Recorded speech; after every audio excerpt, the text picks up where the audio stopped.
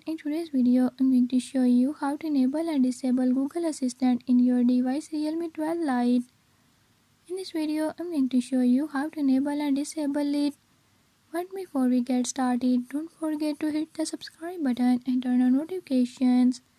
Make sure to watch complete video and learn how you can do it. Let's watch the video.